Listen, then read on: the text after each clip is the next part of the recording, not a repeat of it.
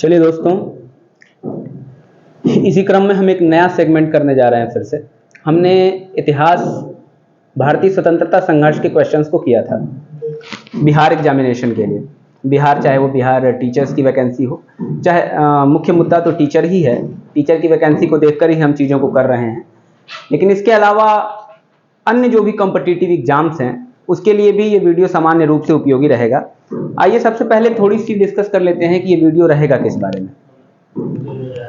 Friends, ये video रहेगा international organisations, इसके अलावा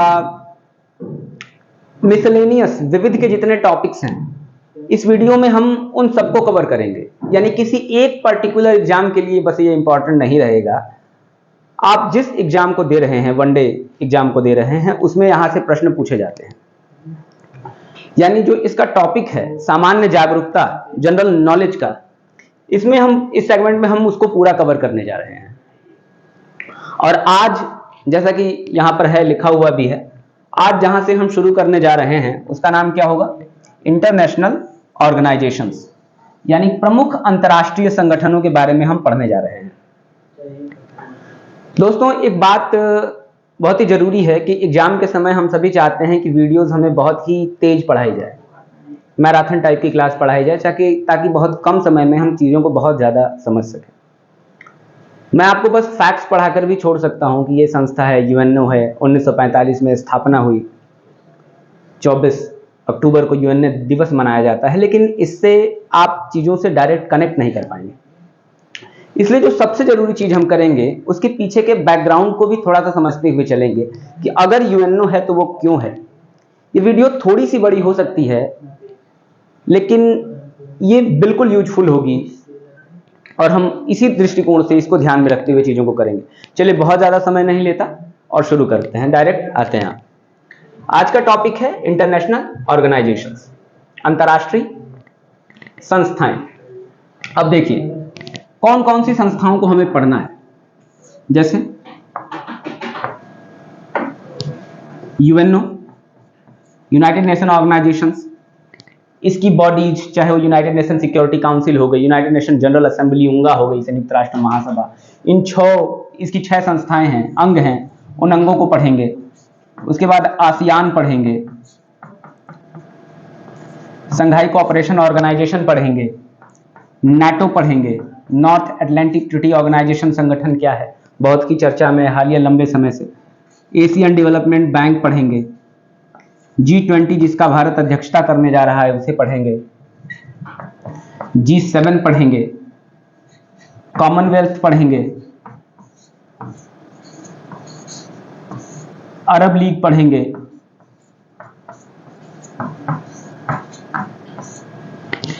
ओपेक पढ़ेंगे जिसे हम Organization of Petroleum Exporting Countries भी कहते हैं, OECD पढ़ेंगे, Organization of Economic Cooperation and Development, ये भी संस्थाएं हैं। ये तमाम संस्थाएं, और हो सकता है मैं बहुत सारी संस्थाएं यहाँ लिखना भूल गया हूँ, लेकिन उन सारी संस्थाओं को हम करेंगे जो इंटरनेशनल रिलेशन को प्रभावित करती हैं, जिनसे इंटरनेशनल रिलेशन प्रभावित होता है, या प्रमुख संस्थाएं। चलिए, तो शुरुआत जिस संस्था से हम करते हैं उस संस्था का नाम है यूएनओ। यहां से हमें चीजों को शुरू करना है। इसके अलावा भी और भी बहुत सारी संस्थाओं को हम करने जा रहे हैं। तो आज की हमारी पहली संस्था है यूएनओ, जिसे हम कहते हैं संयुक्त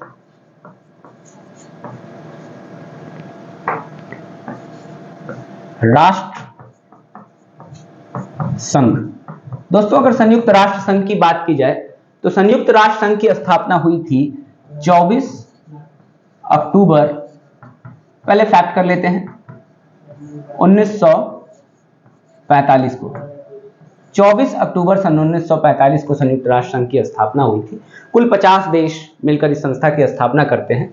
और बड़ा इंपॉर्टेंट है ये कि सबसे पहले आपको थोड़ी सी इस संस्था की पृष्ठभूमि में भी जाना चाहिए, थोड़ी सी वहां से भी चीजों को जानना चाहिए। अभी कुछ समय पहले ही द्वितीय विश्व युद्ध की समाप्ति हुई है 1945 में, 1945 में, जब अमेरिका ने नागासाकी और हिरोशिमा जैसे शहरों पर परमाणु बम गिराए और इसके बाद द्वितीय विश्व युद्ध का अंत हो गया। और जो एक पक्ष था द्वितीय विश्व युद्ध में, जर्मनी, जापान, इटली, इन लोगों ने हार स्वीकार कर ली। लेकिन ये विश्व युद्ध हुए क्यों? क्योंकि अंतरराष्ट्रीय स्तर पर कोई एक ऐसी संस्था नहीं थी, इतनी शक्तिशाली संस्था नहीं थी जो होने वाले युद्धों को रोक सके। जब प्रथम विश्व युद्ध हुआ था दोस्तों 1914 से लेकर 1918 में के बीच, और प्रथम विश्व युद्ध समाप्त हुआ था, तो इसके बाद भी एक ऐसी ही संस्था की स्थापना की गई थी जिसका नाम था लीग ऑफ नेशंस, जिसे हम प्रायः राष्ट्र संघ के नाम से भी जानते हैं। लेकिन यह असफल रही, क्योंकि अगर यह सफल होती तो द्वितीय विश्व युद्ध न होता। लेकिन द्वितीय विश्व युद्ध हुआ 1939 से लेकर 1939 से लेकर 1945 तक द्वितीय विश्व युद्ध हुआ। इसीलिए अब परिकल्पना की गई कि एक नई विश्व व्यवस्था ऐसी बनाई जाए जिसे युद्धों से दूर रखा जाए, जिसमें आर्थिक प्रगति पर ध्यान दिया जाए, जिसमें मानव के विकास पर ध्यान दिया जाए, जिसमें मानव के कल्याण पर ध्यान दिया जाए, उत्थान पर ध्यान दिया जाए, इन सारी चीजों पर ध्यान दिया जाए। तो एक ऐसे इंटरनेशनल ऑर्गेनाइजेशन की आवश्यकता महसूस हुई। तो चलिए आते हैं दोस्तों, देखिए उसी संस्था का क्या नाम हुआ? संयुक्त राष्ट्र संघ। संयुक्त राष्ट्र संघ। यूनाइटेड स्टेट्स के उस समय प्रेसिडेंट थे फ्रैंकलिन डी रूजवेल्ट। नाम याद करिएगा दोस्तों, फ्रैंकलिन डी रूजवेल्ट। उन्होंने ही इस संस्था को नाम दिया था। क्या नाम दिया था? उन्होंने ही इस संस्था को नाम दिया था यूएनओ के रूप में। आइए देखते हैं कुल सदस्यों की बात करें अगर यूएनओ में, तो सदस्यों की संख्या है 193। कितने सदस्य हैं? 193 सदस्य हैं। और अगर आपसे कोई पूछे वर्तमान में सदस्यों की कितनी संख्या है, तो 193 सदस्य हैं। और नवीनतम देश कौन सा है जो इस संस्था से जुड़ा हुआ है? तो उसका नाम है दक्षिणी सूडान। किस महाद्वीप का है देश? अफ्रीकी महाद्वीप का देश है जिसका नाम है दक्षिणी सूडान। वो इस संस्था का 193वां मेंबर है। आइए और बात करते हैं इस संस्था के बारे में। नया पेज लेते हैं यहां से। संयुक्त राष्ट्र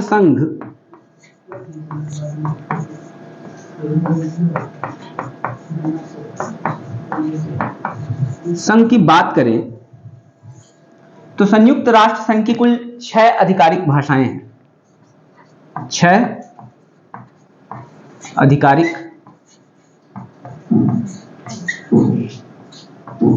भाषाएं हैं, ऑफिशियल लैंग्वेजेस हैं।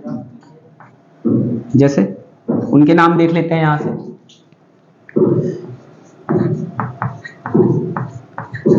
अंग्रेजी,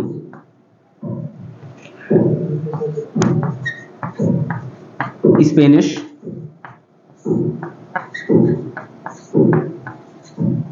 फ्रेंच, रशियन, चीनी और अरबी। इसे नोट कर लीजिएगा, प्रीवियस एग्जाम्स में ये पूछे भी गए हैं। अंग्रेजी, स्पेनिश, फ्रेंच, रशियन, चीनी और अरबी, ये 6 संयुक्त राष्ट्र संघ की आधिकारिक भाषाएं हैं। चलिए बात करते हैं संयुक्त राष्ट्र संघ के कितने अंग हैं। अगर बात की जाए संयुक्त राष्ट्र संघ के अंगों की, तो संयुक्त राष्ट्र संघ के अंगों की संख्या भी 6 है। कितने अंग हैं दोस्तों? कुल 6 अंग हैं। आइए बात करते हैं कि कौन कौन से अंग हैं। एक है संयुक्त राष्ट्र महासभा, जिसे हम उंगा कहते हैं। यूनाइटेड नेशन जनरल असेंबली, जिसे क्या कहते हैं? चलिए एक और नया पेज लेते हैं। यूएनओ के कितने अंग हैं, यानी संयुक्त राष्ट्र संघ यूनाइटेड नेशन ऑर्गेनाइजेशन के मैंने कहा कुल 6 अंग हैं। कौन कौन से? संयुक्त राष्ट्र महासभा, जिसे क्या कहते हैं? उंगा, यानी यूनाइटेड नेशन जनरल असेंबली। दूसरी संस्था का नाम है संयुक्त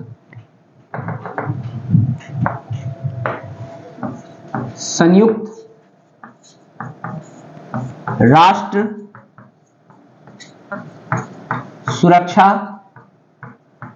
परिषद। दोस्तों ये सबसे शक्तिशाली संस्था है यूएनओ की। इसे हम कहते हैं यूनाइटेड नेशन सिक्योरिटी काउंसिल। तीसरी संस्था है जिसे नाम दिया जाता है आर्थिक एवं सामाजिक परिषद, यानी United nation economic and social council, जिसे आमतौर पर इको सॉक कहा जाता है। एक और संस्था का नाम है ट्रस्टीशिप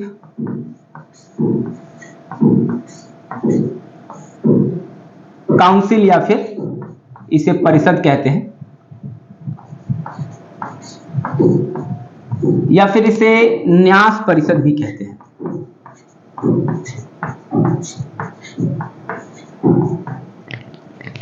एक संस्था है संयुक्त राष्ट्र का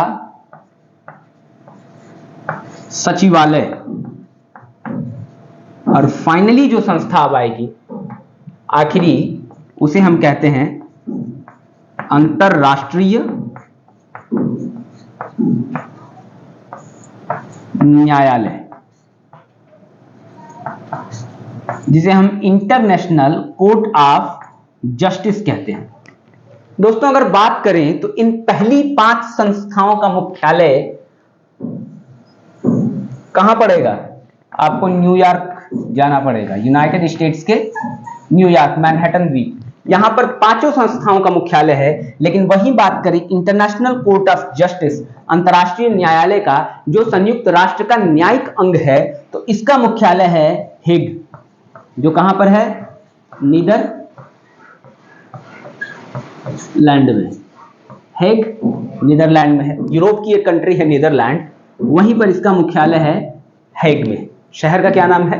हेग।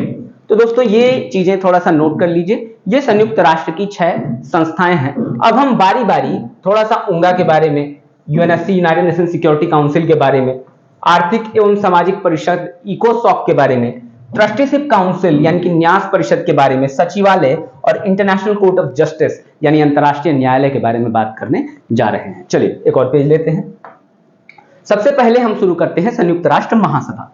कौन सी संस्था? संयुक्त राष्ट्र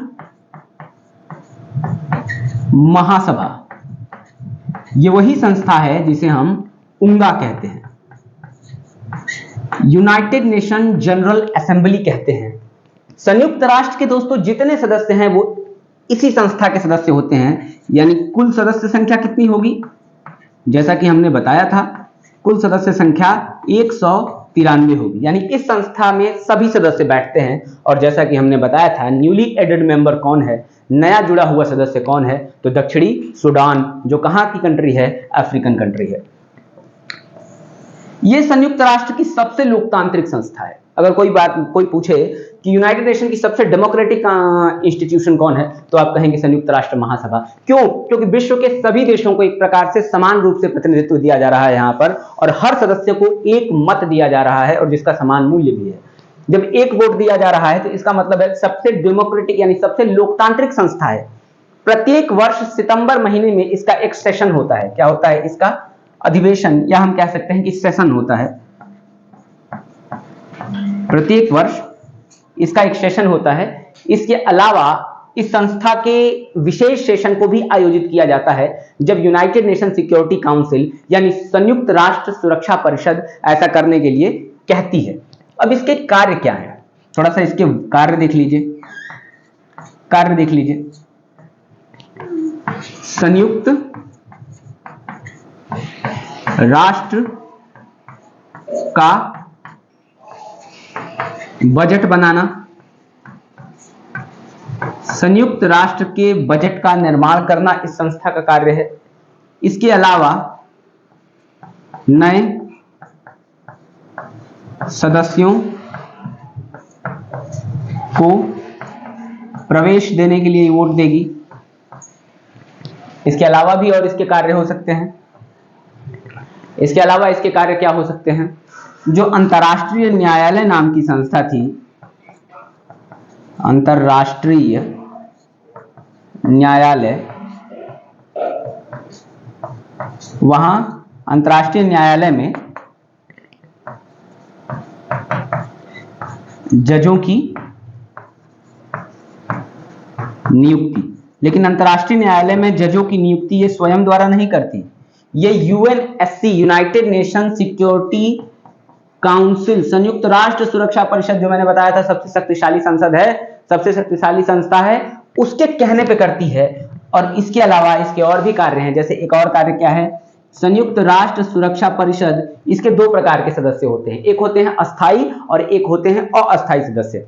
अस्थायी सदस्यों की संख्या 10 होती है और इनका प्रत्येक 2 वर्ष के लिए चयन किया जाता है या चुना जाता है। यानी यूनाइटेड नेशन सिक्योरिटी काउंसिल के अस्थायी सदस्यों को 2 वर्ष के लिए जो संस्था चुनती है उसी को हम क्या कहते हैं, उंगा कहते हैं, संयुक्त राष्ट्र general assembly, United nation general assembly कहते हैं, संयुक्त राष्ट्र महासभा कहते हैं।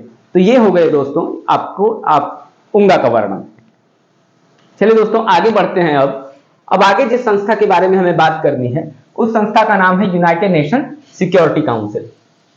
जैसे कि देखिए पिछली संस्था थी, अब इस संस्था के बारे में बात करेंगे, यूनाइटेड नेशन सिक्योरिटी काउंसिल यानी संयुक्त राष्ट्र सुरक्षा परिषद। चलिए देखते हैं ये क्या है।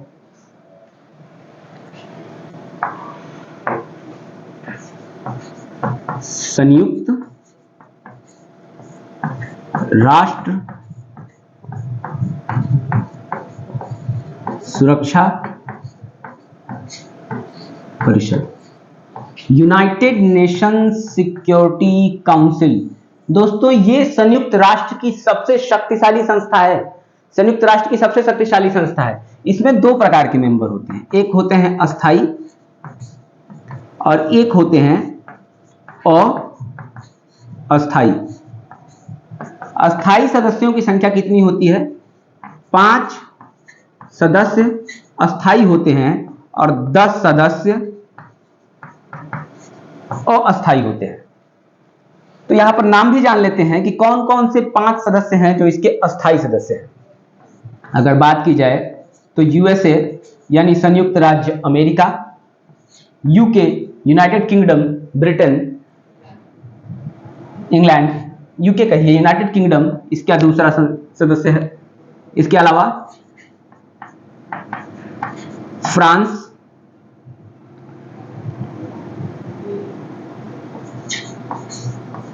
चीन तथा रूस। इसके कुल कितने सदस्य हो गए, यूएसए, यूके, फ्रांस, चीन तथा रूस, ये 5 सदस्य इसके अस्थायी सदस्य हैं। जब संयुक्त राष्ट्र बना था तो उस समय रूस का नाम यूएसएसआर हुआ करता था। क्या हुआ करता था, USSR, United socialist Soviet Republic. मतलब बाद में जब 1990 के दशक में 90 में रूस यूएसएसआर का विखंडन हो गया, तब यूएसएसआर किस देश के रूप में बदल गया, तब यूएसएसआर रूस के रूप में बदल गया। तो वर्तमान में ये 5 सदस्य देश हैं जो अस्थायी सदस्य हैं, जो हमेशा बने रहेंगे। 10 ऐसे सदस्य हैं जो अस्थायी हैं, जिनका चुनाव होता है दोस्तों, जिन्हें चुना जाता है किसके द्वारा, चुना जाता है संयुक्त राष्ट्र महासभा, जिस संस्था के बारे में पढ़ा है उंगा द्वारा। कितने वर्षों के लिए, 2 वर्षों हेतु।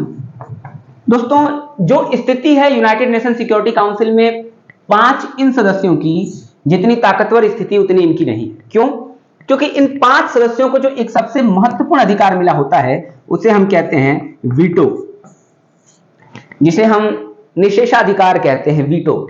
वीटो पावर का मतलब होता है कि इंटरनेशनल रिलेशन में कुछ भी ऐसा मुद्दा चल रहा है जिस पर संयुक्त राष्ट्र एक्शन लेने जा रही है, अगर इन 5 सदस्यों में से कोई भी एक सदस्य उस एक्शन के विरोध में अड़ंगा लगा दे, यानी उसके विरोध में अपना मतदान कर दे, तो वो पास नहीं होगा, उस कार्य को संयुक्त राष्ट्र नहीं कर सकती। जैसे मान लीजिए किसी भी एक मुद्दे पर, जैसे भारत की आजादी के बाद लंबे समय तक पाकिस्तान भारत को परेशान करता रहा, उसे पश्चिमी राष्ट्रों का समर्थन मिलता रहा, चाहे वो ब्रिटेन हो, यूएसए हो। किस मुद्दे पर? कश्मीर के मुद्दे पर। और कश्मीर के मुद्दे पर वो लगातार हमें परेशान करते रहे, और कश्मीर के मुद्दे पर वो लगातार यूनाइटेड नेशन सिक्योरिटी काउंसिल जाते रहे। इस बात के लिए वो यूएनएससी का दरवाजा खटखटाते रहे कि कश्मीर उनका हिस्सा है, कश्मीर पे वो कार्यवाही करे यूनाइटेड नेशन, इस बात के लिए वो वहां जाते रहे। लेकिन चूंकि इस मुद्दे पर भारत की पक्ष की ओर से भारत का पक्ष रखा रूस ने, किसने? यूएसएसआर ने भारत का पक्ष रखा। और हर बार जब पाकिस्तान ने दरवाजा खटखटाया कश्मीर के मुद्दे पर यूएनएससी यानी यूनाइटेड नेशन सिक्योरिटी काउंसिल या सुरक्षा परिषद का, तब रूस ने भारत के समर्थन में क्या दिया? वीटो दिया। इस प्रकार से हर बार अगर उनका कोई प्रस्ताव था तो वो रद्द हो गया। यानी सिंपल सा मतलब है कि अगर कोई एक अस्थायी सदस्य भी किसी बात को लागू नहीं करवाना चाहता तो बाकी के बचे 14 लोग भी उसे लागू नहीं करा सकते। यही मतलब है वीटो का। यही कारण है कि सुरक्षा परिषद में अस्थायी सदस्य बनने का महत्व बहुत ही ज्यादा बढ़ जाता है। क्या बढ़ जाता है? अस्थायी सदस्य बनने का महत्व बहुत बढ़ जाता है। अगर दोस्तों बात करें कि अगर किसी प्रस्ताव को पारित कराना हो तो कितने सदस्य चाहिए, तो कुल 9 सदस्य।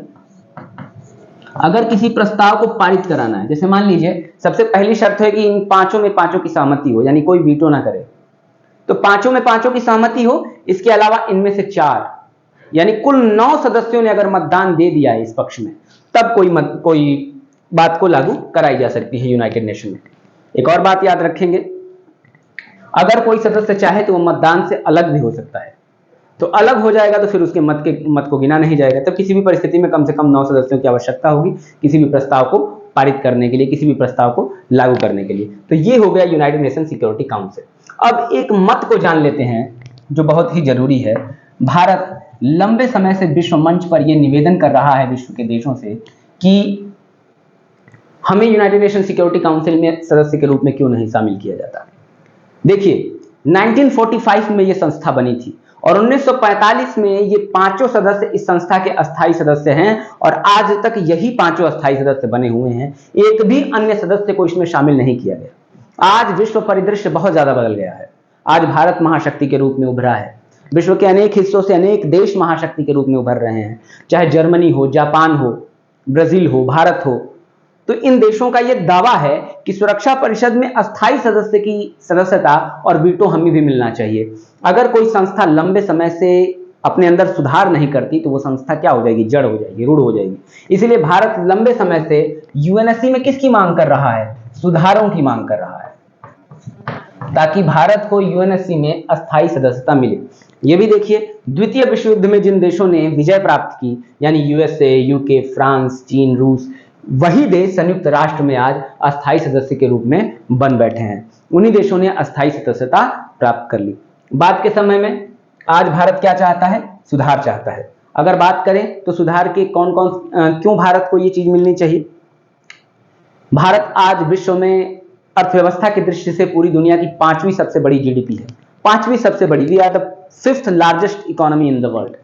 और अगर परचेजिंग पावर पैरिटी की बात करें, क्रय शक्ति की क्षमता के आधार पर बात करें, तो चीन पहले नंबर पर है, उसके बाद अमेरिका और इसके बाद पूरी दुनिया में तीसरी सबसे बड़ी आर्थिक शक्ति के रूप में हम हैं। क्रय शक्ति परचेजिंग पावर पैरिटी के आधार पर विश्व की 7वीं सबसे बड़ी, क्षेत्रफल के आधार पर विश्व का 7वां सबसे बड़ा देश हम हैं। जनसंख्या की बात करें तो विश्व में पहले नंबर पर आज हम हो चुके हैं, चीन को पीछे छोड़ो।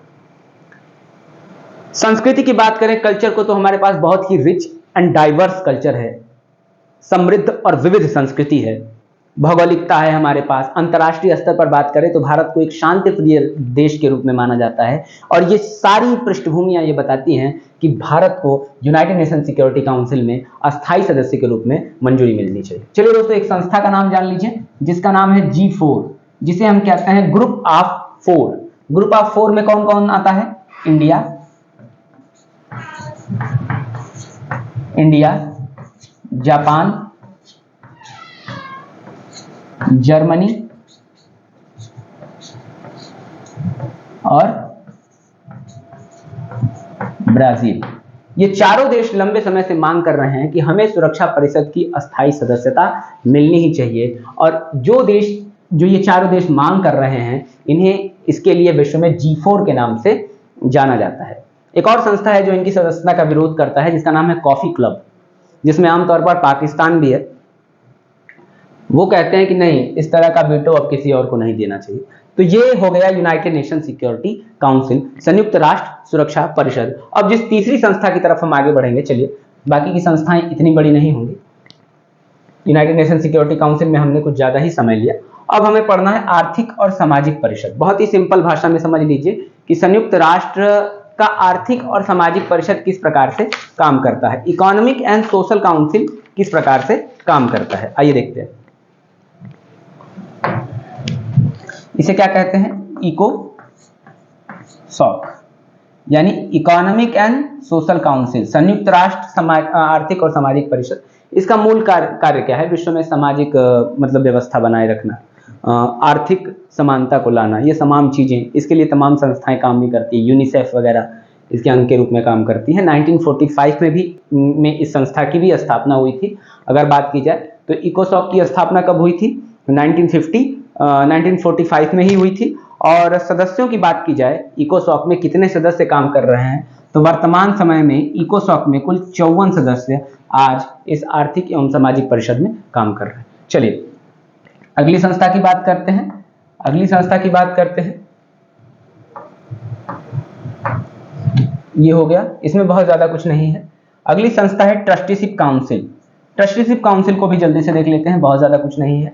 ट्रस्टीशिप काउंसिल का मतलब क्या है, जिसे आमतौर पर हम न्यास परिषद कहते हैं। न्यास परिषद को समझने से पहले आपको इस न्यास नाम के शब्द को समझना होगा। न्यास का मतलब होता है, जब गांधी जी को पढ़ेंगे ना, तो गांधी एक प्रकार की ट्रस्टीशिप की बात करते हैं, न्यासिता के सिद्धांत की बात करते हैं। न्यास का मतलब है, आमतौर पर अगर किसी व्यक्ति से न्यास के बारे में कहा जाए तो यह कहा जाएगा कि जो संपूर्ण संपत्ति है, जो कोई उद्योगपति है, वास्तव में वो संपत्ति का मालिक नहीं है, वो संपत्ति का न्यासधारी है।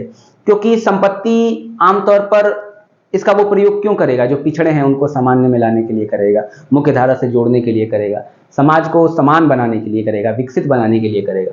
तो आमतौर पर न्यास की यही अवधारणा है। अब न्यास परिषद की अवधारणा यूएनओ में क्या थी।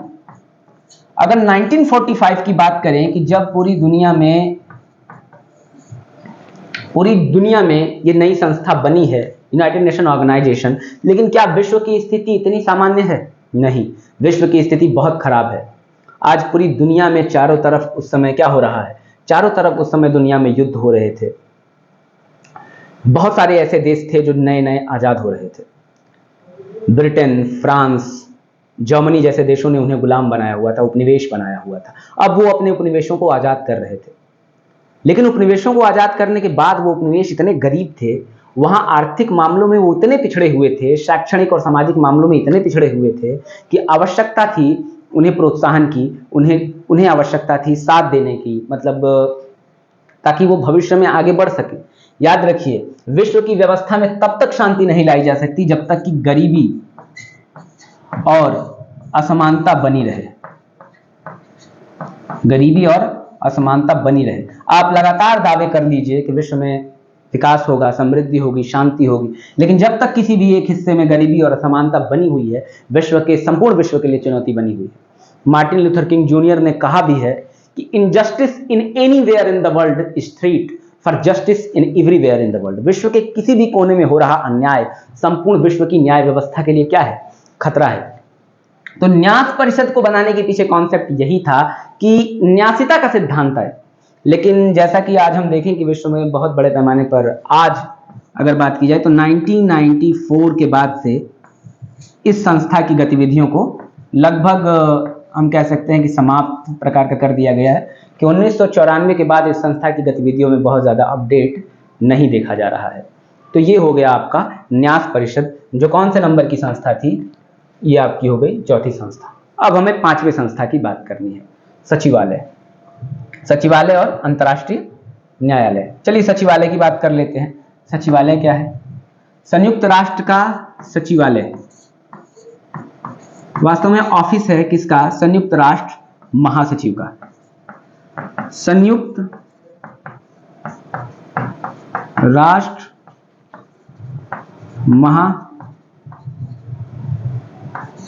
सचिव का, यूनाइटेड नेशन जनरल सेक्रेटरी जो है संयुक्त राष्ट्र के महासचिव हैं इनका, ठीक है। आमतौर पर संयुक्त राष्ट्र महासचिव का चुनाव कौन करता है? उंगा करती है, लेकिन यूएनएससी के सुझाव पर। चलिए अब जो इसका फाइनल टॉपिक है, इंटरनेशनल कोर्ट ऑफ जस्टिस। जैसा कि मैंने बताया इन सबका मुख्यालय न्यूयॉर्क में है, लेकिन इसका मुख्यालय कहाँ पर होगा? हेग, नीदरलैंड में होगा। चलिए आइए अब हम देखते हैं इंटरनेशनल कोर्ट ऑफ जस्टिस यानी अंतरराष्ट्रीय। दोस्तों थोड़ी सी धीमे स्पीड है, लेकिन ये कॉन्सेप्ट बिल्डिंग के लिए जरूरी है। अंतर्राष्ट्रीय न्यायालय, इसका मुख्यालय कहाँ पर है? हेग में। 1945 में स्थापना हुई। संयुक्त राष्ट्र का क्या है? एक प्रकार का न्यायिक अंग है संयुक्त राष्ट्र का, ठीक है। इसमें कुल कितने जज होते हैं? कुल 15 जज होते हैं। कुल कितने जज होते हैं? 15 जज होते हैं।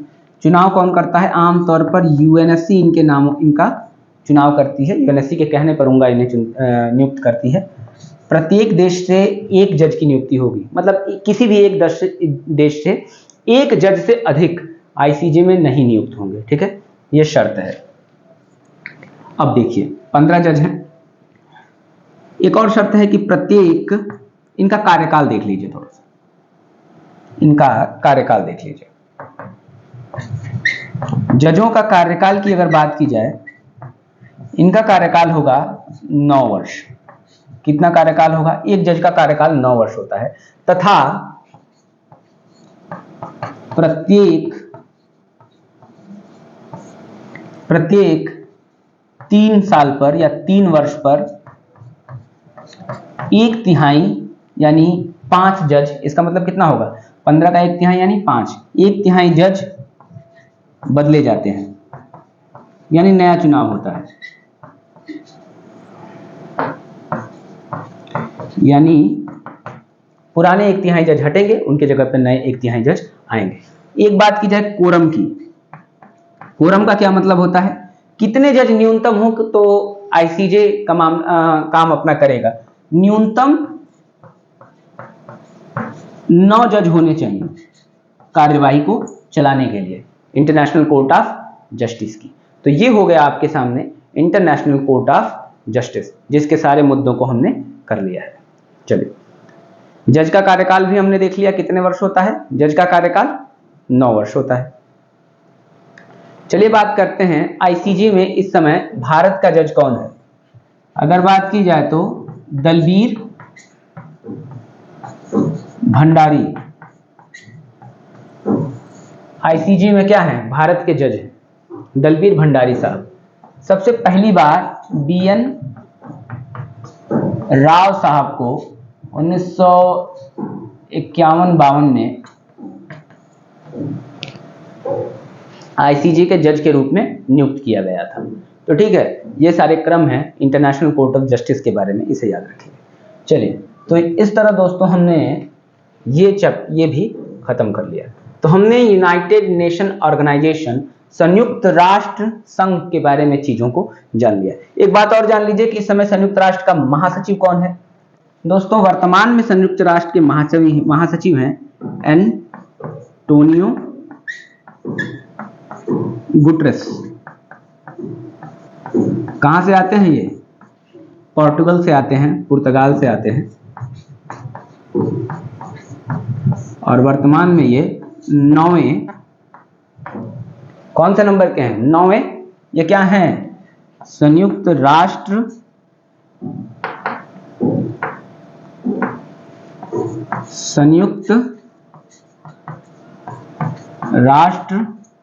के महासचिव हैं दोस्तों, याद रखिएगा वर्तमान में कौन है। एंटोनियो गुटरेस पुर्तगाल के हैं और 9वें महासचिव हैं। अगर बात की जाए तो पहले महासचिव कौन थे? पहले महासचिव कौन थे? उनका नाम था त्रिग्वे ली। पूछ सकता है पहला महासचिव, तो आप बता सकते हैं। दूसरा महासचिव अब तो पूछेगा नहीं, लेकिन इनके बारे में एक बड़ा ही इंपॉर्टेंट कथन है, इसलिए मैं इनका नाम लिख रहा हूं। और ये कहां से थे? रिग्वेली साहब थे नॉर्वे से। कहां से थे? नॉर्वे थे। दूसरे थे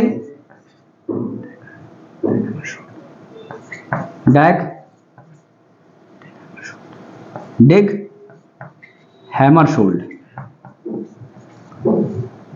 डेग हैमरशोल्ड ये दूसरे महासचिव थे। इनका एक बड़ा ही शानदार कथन है, बहुत ही शानदार कथन है, जो संयुक्त राष्ट्र को परिभाषित करता है। आज भी लोग आरोप लगाते हैं कि संयुक्त राष्ट्र काम नहीं कर रहा। अगर संयुक्त राष्ट्र काम कर रहा होता तो क्या यूनाइटेड स्टेट्स इतने लंबे समय तक विश्व के तमाम जगहों पर युद्ध कर रहा होता? उसने कभी इराक पर हमला किया होता, इराक को बर्बाद किया होता? आज सीरिया में लंबे समय तक संघर्ष चल रहा होता? कोई ये भी पूछ सकता है कि क्या ये रूस यूक्रेन वॉर होता अगर संयुक्त राष्ट्र संघ इतना शक्तिशाली होता तो वो इंटरफेयर करता? तो याद रख लीजिए कि संयुक्त राष्ट्र संघ केवल एक संस्था है और उसकी शक्ति केवल उतनी ही है जितनी कि उन सदस्य राष्ट्रों ने, इसके सदस्य राष्ट्रों ने उसे सौंप रखी है, क्योंकि अंतर्राष्ट्रीय स्तर पर कोई सरकार नहीं होती। व्यवस्था उसी हिसाब से चलती है जैसा सदस्य राष्ट्र चलाते हैं। और डैग हैमरशोल्ड की एक पंक्ति है, जैसा कि मैंने कहा, बड़ी शानदार है। उनका स्टेटमेंट है, वो कहते हैं कि संयुक्त राष्ट्र का निर्माण विश्व को स्वर्ग में पहुंचाने के लिए नहीं हुआ है, जबकि संयुक्त राष्ट्र का निर्माण विश्व को नर्क से निकालने के लिए हुआ है। तो ये सारा स्टेटमेंट है, ये संयुक्त राष्ट्र है। दोस्तों अब हम किसी नए चैप्टर पे चलेंगे। जैसा कि हमने देखा था कि हम इंटरनेशनल ऑर्गेनाइजेशन पढ़ रहे थे, अब हम किसी नए टॉपिक की तरफ बढ़ेंगे। हमने यूएनओ को लगभग पूरे तरीके से जितने फैक्ट्स हो सकते हैं संभावित पढ़ लिया। मैं ऐसा कोई दावा नहीं करता कि मैंने आपको सब कुछ बता दिया, लेकिन जितने संभावित फैक्ट्स हो सकते थे मैंने बताने का प्रयास किया है। चलिए अब अगला हम विश्व के कुछ प्रमुख संस्थाओं को पढ़ें। जैसे एक संस्था है राष्ट्रमंडल। कौन सी संस्था है? राष्ट्रमंडल, जिसे हम आमतौर पर कॉमन वेल्थ कहते हैं। क्या कहते हैं? कॉमनवेल्थ कहते हैं, जिसे आमतौर पर राष्ट्रमंडल कहा जाता है। इसकी स्थापना कब हुई? 1926 में स्थापना हुई। यह है क्या? अतीत में जो भी राष्ट्र ब्रिटेन के उपनिवेश थे, अतीत में, लिख देता हूं इसे, अतीत में जो भी देश ब्रिटेन के उपनिवेश थे वो इस संस्था के सदस्य हैं आज। तो कहा भी गया भारत से कि आजादी के बाद भारत एक ऐसी संस्था की सदस्यता क्यों अपना रहा है? भारत एक ऐसी संस्था की सदस्यता क्यों अपना रहा है, मतलब कॉमनवेल्थ की सदस्यता क्यों अपना रहा है? यह भी कहा गया कि अगर हम कॉमनवेल्थ की सदस्यता को अपनाएंगे तो क्या हमारी संप्रभुता, एक राष्ट्र की संप्रभुता सबसे जरूरी है, क्या उस पर फर्क नहीं पड़ेगा? तो भारत ने कहा कि नहीं, इन सब चीजों पर फर्क नहीं पड़ेगा, और भारत कॉमनवेल्थ का सदस्य बना। भारत कॉमनवेल्थ का सदस्य बना। तो ये है कॉमनवेल्थ राष्ट्र संघ। प्रत्येक वर्ष आपने देखा भी होगा कि हर 4 वर्ष पर कॉमनवेल्थ गेम्स भी होते हैं, यानी इस संस्था के तमाम सदस्य इन गेमों को, मतलब किसी एक जगह पे होता है। जैसे दिल्ली राष्ट्रमंडल खेल हमने देखा था पहले 2010 में। चलिए बात करते हैं कितने सदस्य हैं। कुल 56 सदस्य हैं। पॉइंट पे आते हैं, तेजी से चीजों को करते हैं। 56 सदस्य हैं। अभी हाल ही में 2 देशों को जोड़ा गया है, गैबन जो 55वां सदस्य बना है, और टोगो जो 56वां सदस्य बना है। एक बात ये भी याद रखिएगा कि अतीत में ये दोनों देश ब्रिटिश उपनिवेश नहीं थे बल्कि फ्रेंच उपनिवेश थे, फिर भी इस संस्था के क्या बने हैं? फिर भी इस संस्था के सदस्य बने हैं। इस संस्था के क्या बने हैं? इस संस्था के सदस्य बने हैं। अब हमें आगे अगली संस्था के बारे में करना है। आइए देखते हैं अगली कौन सी संस्था को अब हमें पढ़ना है। ये हो गया राष्ट्रमंडल, ये हो गया राष्ट्रमंडल। आइए अब अगली किसी संस्था को पढ़ते हैं। तो दोस्तों अगली कौन सी संस्था पढ़नी है हमें? अगली एक संस्था का नाम है आसियान। आसियान, चलिए इसे पढ़ते हैं कि ये क्या है। आसियान क्या है? इसे हम आसियान ऐसे लिखते हैं। आसियान। इसका फुल फॉर्म देख लीजिए, चीजें यहां से क्लियर होंगी। इसका मतलब होता है association of south east Asian Nations. Association यानी कि संघ है, अब साउथ ईस्ट दक्षिण पूर्वी एशियाई देशों का, एशियाई राष्ट्रों का संगठन है। दक्षिण पूर्वी एशियाई राष्ट्रों का संगठन है। कहां का संगठन है? दक्षिण पूर्वी एशियाई राष्ट्रों का संगठन है। अगर भारत की बात की जाए, भारत की बात की जाए तो भारत एशिया के दक्षिण में आता है, लेकिन दक्षिण पूर्व की बात कर रहा है, दक्षिण पूर्व की बात कर रहा है, ये भारत है, दक्षिण पूर्व की बात कर रहा है। तो भारत से और थोड़ा सा हमें कहां जाना होगा?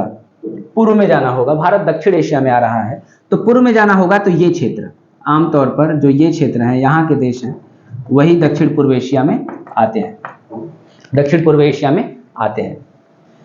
चलिए बात करते हैं इस संस्था की स्थापना कब हुई थी। इस संस्था की स्थापना हुई 1967 में। एक घोषणा हुई थी जिसे हम कहते हैं बैंकॉक घोषणा या फिर बैंकॉक डिक्लेरेशन। बैंकॉक घोषणा हुई थी, जिस घोषणा में कुल 5 सदस्य शामिल हुए थे। यानी 5 सदस्य क्या हैं? 5 सदस्य संस्थापक हैं। 5 देशों ने मिलकर इस संस्था की क्या की थी? स्थापना की थी 1967 में। 5 सदस्यों ने, देखते हैं वो कौन कौन से थे। बैंकॉक यानी सबसे पहले Thailand,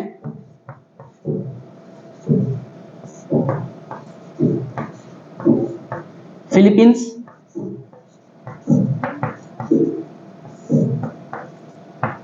Indonesia,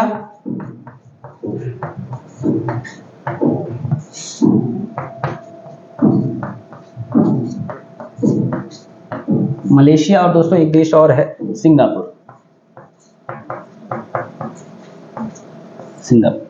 Thailand, Philippines, Indonesia, Malaysia और सिंगापुर, इन 5 देशों ने मिलकर 1967 में जिस संस्था की स्थापना की उसी का नाम क्या है? आसियान। मूल उद्देश्य क्या था इस संस्था का? इस संस्था का मूल उद्देश्य था कि आर्थिक और सामाजिक भागीदारी द्वारा, आर्थिक भागीदारी द्वारा हम एक ऐसी संस्था बनाएं जो संस्था उन्हें तेजी से आर्थिक प्रगति के पथ पर ले चले, आर्थिक प्रगति के पथ पर ले चले, उन्हें तेजी से विकसित करे। और पूरा विश्व इस बात का गवाह है दोस्तों कि आज आसियान ने अपनी इस संस्था के द्वारा, आसियान के देशों ने बहुत ही शानदार प्रगति की है। क्या की है? बहुत ही शानदार प्रगति की है। वर्तमान में कुल कितने सदस्य देश हैं? अगर आसियान की बात की जाए तो 10 सदस्य देश हैं आसियान के।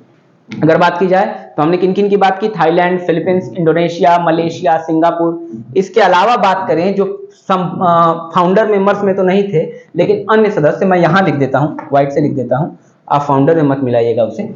जैसे वियतनाम हो गया, वियतनाम, कंबोडिया,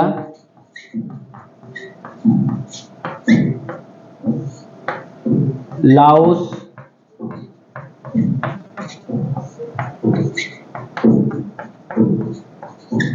ब्रुनेई और म्यांमार। ये 5 अन्य सदस्य हैं। यानी कुल मिलकर कितने सदस्य हो गए? यानी कि 10 सदस्य हैं। ये आसियान के सदस्य हैं। अब जरा आसियान और भारत संबंधों की बात की जाए, अगर आसियान और भारत संबंधों की बात की जाए, थोड़ी सी इसकी पृष्ठभूमि में चलें तो 1992 में भारत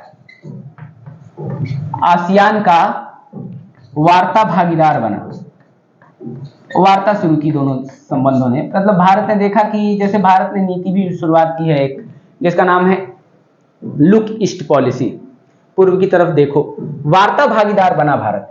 उद्देश्य क्या है कि हम इन नए क्षेत्रों से जुड़ें और आर्थिक लाभ लें, सहयोग के माध्यम से, व्यापार के माध्यम से, आवागमन के माध्यम से, संचार के माध्यम से, निवेश के माध्यम से चीजों को बढ़ाया जा सके। तो 1992 में भारत वार्ता भागीदार बना और 1996 में पूर्ण डायलॉग पार्टनर, या कहेंगे कि पूर्ण वार्ता भागीदार का स्टेटस भारत को प्राप्त हुआ 1996 में, और 2012 में भारत और आसियान देशों के मध्य स्ट्रेटेजिक पार्टनरशिप यानी कि सामरिक भागीदारी पर समझौता हुआ।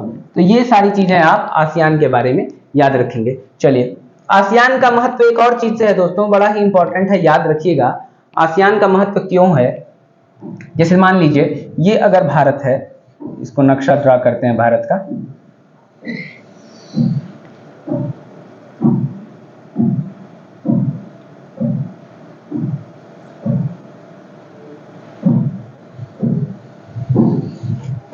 सॉरी, ये इंडिया है, ये चाइना वगैरह है, यहां पर म्यांमार, और यहां पर अन्य आसियान देश, इंडोनेशिया, मलेशिया, म्यांमार, फिलीपींस, यहां पर एक छोटा देश ताइवान है। अब ये देश चीन है, बहुत ही भारी भरकम देश, और इस पूरे क्षेत्र को हम साउथ चाइना सी यहां पर कहते हैं। इसे क्या कहते हैं? साउथ चाइना सी कहते हैं। आमतौर पर चीन जो है यहां पर हेजीमनी करने का प्रयास करता है इस क्षेत्र में, और ये भारत के लिए जरूरी है कि इन देशों के साथ सहयोग करे और आगे बढ़े। अभी हाल ही में एक और संस्था की बात की जाए तो बहुत चर्चा में है, जिसे हम क्या कहते हैं? क्वाड कहते हैं, जिसमें कुल 4 सदस्य हैं, भारत, यूएसए, जापान, और एक देश और है ऑस्ट्रेलिया, जिसका उद्देश्य क्या है? इंडो पैसिफिक यानी Hind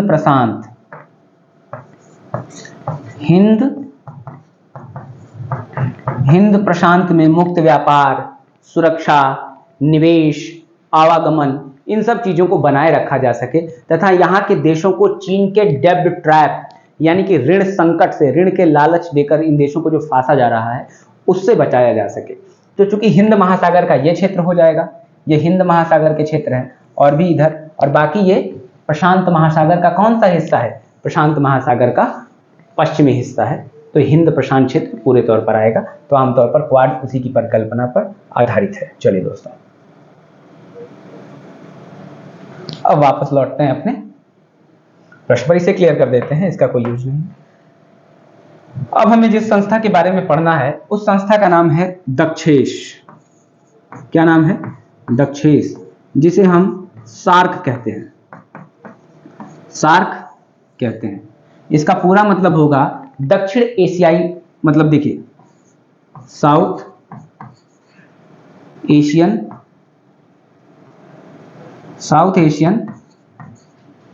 association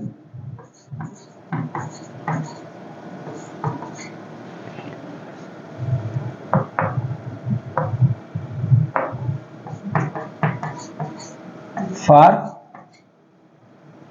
regional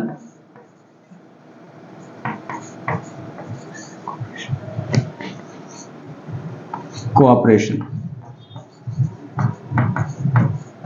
south Asian association for regional cooperation. अभी हमने साउथ ईस्ट एशियन आसियान के बारे में पढ़ा था, अब हम दक्षिण एशियाई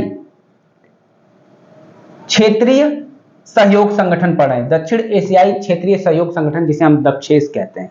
आमतौर पर इसमें कुल 8 मेंबर हैं। 1985 में इस संस्था की स्थापना की गई थी। भारत भी इसका सदस्य है, क्योंकि हमने बताया था कि भारत दक्षिण एशिया का एक हिस्सा है। 1985 में इस संस्था की स्थापना हुई थी। इस संस्था के अगर मुख्यालय की बात की जाए दोस्तों, मुख्यालय की अगर बात की जाए तो इस संस्था का मुख्यालय है काठमांडू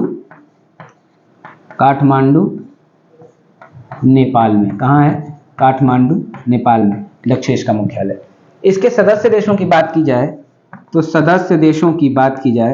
तो सदस्य कुल 8 हैं। अपना प्यारा भारत, उसके बाद श्रीलंका,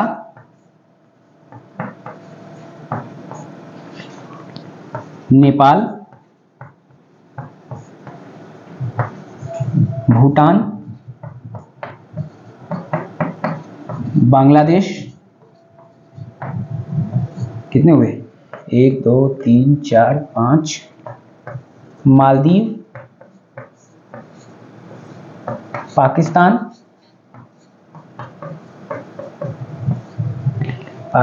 पाकिस्तान और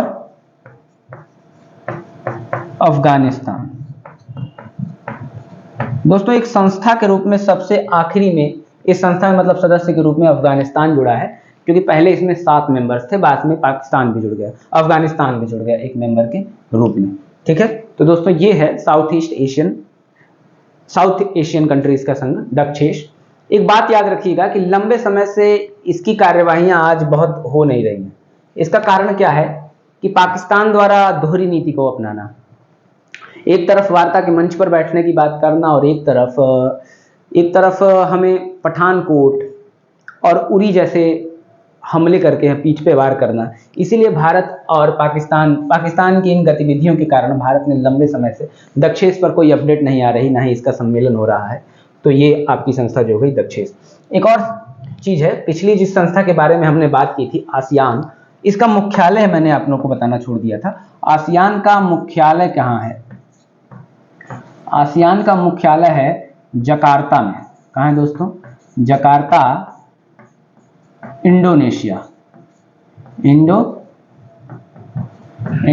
के जकार्ता में। प्रतिवर्ष इसका सम्मेलन भी होता है, आप ये चीजें याद रखेंगे। चलिए अब अगली हम जिस संस्था के बारे में पढ़ने जा रहे थे उस संस्था का नाम होगा दोस्तों, अब हम पढ़ेंगे सार्क, हमने पढ़ लिया, आसियान पढ़ लिया, अब हमें नाटो, एक संस्था के रूप में नाटो को पढ़ लेते हैं।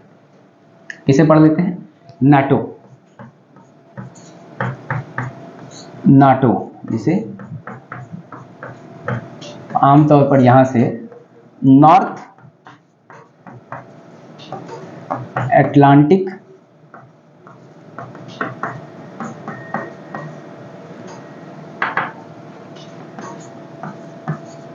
ट्रीटी ऑर्गेनाइजेशन कहते हैं। उत्तरी अटलांटिक सहयोग संगठन या संधि संगठन नाटो, इसकी स्थापना हुई है 1949 में। इसकी स्थापना के पीछे आपको एक कहानी देखनी पड़ेगी कि यह कैसी संस्था है। आमतौर पर देख लेते हैं कि यूरोपीय, शुरुआत में पश्चिमी यूरोप तथा संयुक्त राज्य अमेरिका की जो संस्था थी उसे हम नाटो कहते हैं। दोस्तों एक परिकल्पना समझ लीजिए कि यहां से आपको थोड़ा सा समझने में आसानी होगी कि द्वितीय विश्व युद्ध की जब समाप्ति हुई ना, द्वितीय विश्व युद्ध के बाद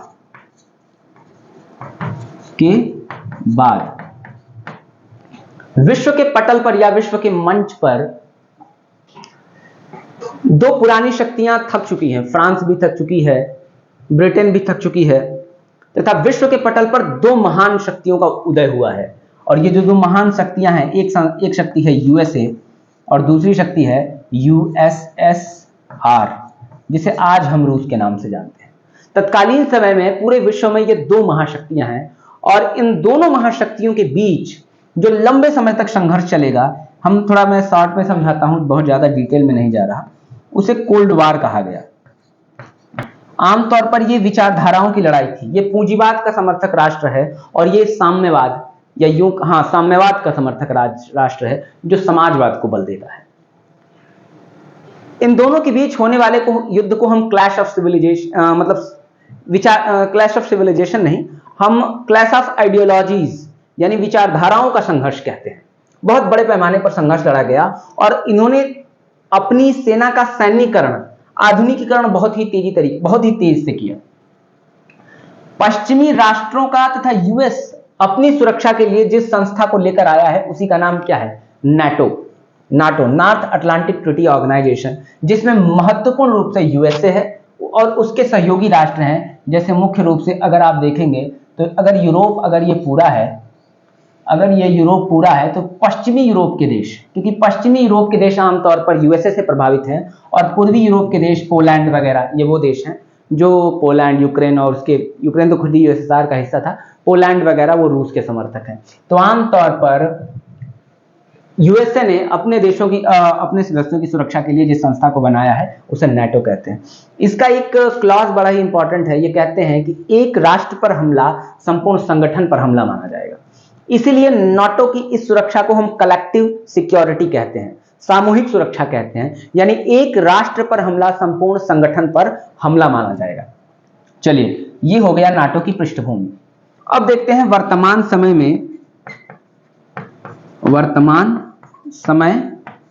में कुल कितने सदस्य हैं। इसमें कुल 31 सदस्य हैं। और नया सदस्य कौन है इसका? नया सदस्य या कहें कि 31वां फिनलैंड है, जो अभी हाल ही में जुड़ा है। फिनलैंड इसका 31वां मेंबर है दोस्तों, ये याद रखेंगे। आज रूस और यूक्रेन के बीच जो सबसे बड़ा विवाद है ना दोस्तों, विवाद के कारण और भी गहरे हो सकते हैं, लेकिन एक बहुत बड़ी भूमिका उसमें नाटो की है। क्यों? नाटो अपना विस्तार करता जा रहा था। अब जैसे मान लीजिए ये रूस है, ये रूस का हिस्सा है। आज रूस एक वैश्विक महाशक्ति नहीं है, लेकिन फिर भी एक शक्तिशाली राष्ट्र है। नाटो अपना लगातार विस्तार करता जा रहा था, और अब जाकर वो रूस के क्षेत्र तक पहुंच चुका था। यहां पर यूक्रेन है, और वो चाहता था कि यूक्रेन को भी हम अपना सदस्य बनाएं। यहां पर स्वीडन है, फिनलैंड है, अभी वर्तमान में फिनलैंड को उसने अपना सदस्य बना ही लिया। अब वो यूक्रेन को भी सदस्य बनाना चाहता था, और लंबे समय से रूस इस बात का विरोध कर रहा है। ये कह रहा है कि ये हमारा पावर ऑफ इन्फ्लुएंस यानी शक्ति प्रभाव वाला क्षेत्र है, और यहां पर आप अगर अपना एक्सपेंशन कर रहे हैं हमारे द्वार तक, तो इसका मतलब है कि अब टकराव की स्थिति बनेगी। और जब इस बात पर सहमति नहीं हुई, यूक्रेन नाटो की सदस्यता इसलिए लेना चाहता था कि यूक्रेन कह रहा है कि वो एक संप्रभु राष्ट्र है, यानी स्वतंत्र राष्ट्र है, वो अपने निर्णय लेने के लिए स्वतंत्र है, और वो जिस संस्था की चाहे सदस्यता ले सकता है, ताकि वो अपनी सुरक्षा को सुनिश्चित कर सके। लेकिन अब दोनों के अपने अपने मत हैं, और अंत में पूरे विश्व को आज एक युद्ध को देखना पड़ रहा है, जिसे हम रूस यूक्रेन वार के नाम से देख रहे हैं। चलिए, तो ये एक हल्की सी पृष्ठभूमि थी, ये नाटो के बारे में था। अब किसी नई संस्था के बारे में, किसी नई संस्था को हम पढ़ते हैं। चलिए, नाटो के बाद जिस संस्था को हम पढ़ने वाले हैं उसका नाम होगा नाम। क्या नाम है? नाम। आमतौर पर इसे हम नॉन अलाइंड मूवमेंट कहते हैं।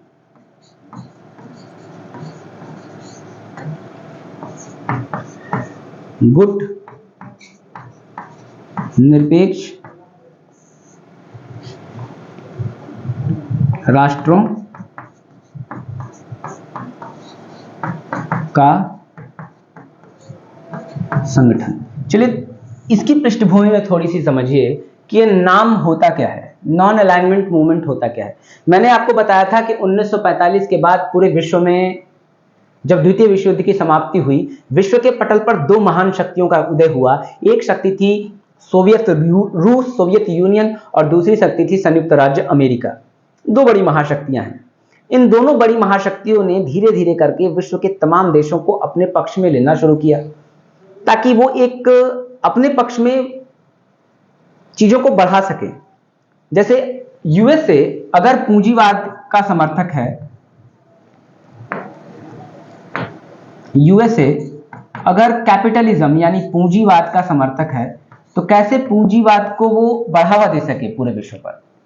और अगर यूएसएसआर अगर साम्यवाद का प्रवर्तक है, तो कैसे वह साम्यवाद और इससे जुड़े समाजवाद को पूरी दुनिया में बढ़ा सके। दोनों अपने अपनी आर्थिक स्थिति को बढ़ाना चाहते थे, दोनों अपने आप को मजबूत और शक्तिशाली करना चाहते थे। यह वास्तव में शक्ति का संघर्ष था, इन दोनों के बीच विचारधाराओं का संघर्ष था, शक्ति का संघर्ष था। लेकिन इसमें पिस कौन रहा था? इसमें पिस रहे थे कमजोर राष्ट्र, क्योंकि इनमें से हर राष्ट्र को किसी न किसी एक पक्ष को स्वीकार करना ही पड़ रहा था।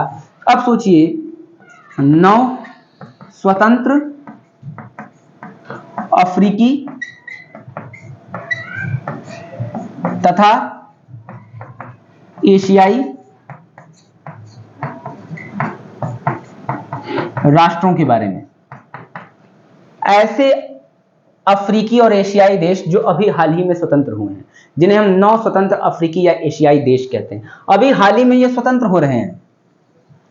और बहुत जरूरी है कि ये अपनी स्वतंत्रता को बनाए रखें, ये अपने संप्रभुता को बनाए रखें। लेकिन अगर किसी न किसी दबाव के कारण उन्हें दोनों में से किसी एक संस्था को ज्वाइन करना पड़े तो ये उनके लिए बड़ी चुनौती की स्थिति हो जाएगी। इसीलिए बहुत ज़रूरी है कि ये दोनों में से किसी संस्था को ज्वाइन न करें, दोनों में से किसी भी गुट को ज्वाइन न करें और निरपेक्ष रहें। इसी को हम गुट निरपेक्ष आंदोलन या गुट निरपेक्ष राष्ट्रों का संगठन यानी हम नॉन अलाइंड मूवमेंट कहते हैं, गुट निरपेक्ष आंदोलन कहते हैं। ठीक है, क्लियर है? यानी दोनों में से किसी भी एक संस्था को शामिल ज्वाइन नहीं किया। इसके मुख्य लीडरों में दुनिया में कौन थे? नेहरू जी। जिस समय भारत अभी नया नया आजाद ही हुआ था और हमारे पास बहुत बड़े पैमाने पर आर्थिक और राजनीतिक शक्ति नहीं थी, तब भी हम विश्व में इस गुट का नेतृत्व कर रहे थे। भारत के प्रधानमंत्री जवाहरलाल नेहरू, मिस्र के नासिर हो गए और कीटो साहब हो गए यूगोस्लाविया, और इंडोनेशिया के सुकार्नो साहब हो गए। इन लोगों ने वैश्विक स्तर पर इस आंदोलन को नेतृत्व दिया। 1961 में इसका पहला सम्मेलन हुआ जिसे हम क्या कहते हैं? बेलग्रेड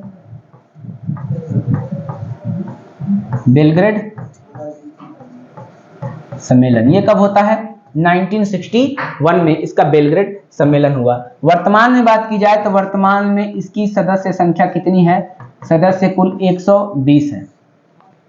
एक और बात की जाए तो वर्तमान में इस संस्था का काम और महत्व बहुत ही सीमित हो चुका है। बहुत से लोग तो ये भी कह रहे हैं कि संस्था का उद्देश्य क्या है। ये संस्था गैर महत्व की संस्था हो चुकी है, क्योंकि एक वैश्विक महाशक्ति के रूप में 1990 में साम्यवाद यानी यूएसएसआर की हार हो चुकी है, संयुक्त यूएसएसआर का पतन हो चुका है और लंबे समय से विश्व में यूएसए ही एकमात्र विश्व शक्ति थी।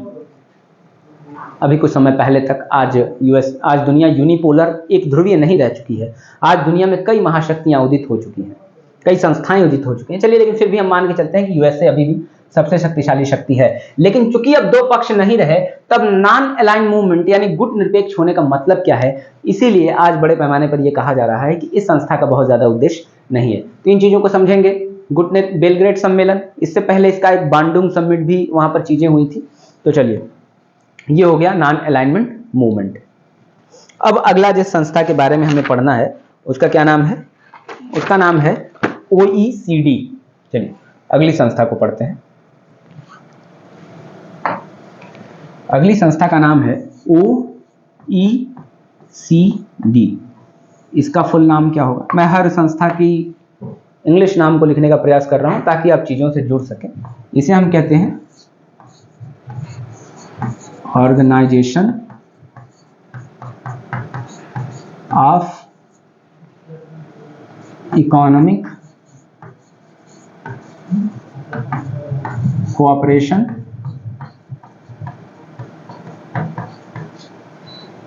एंड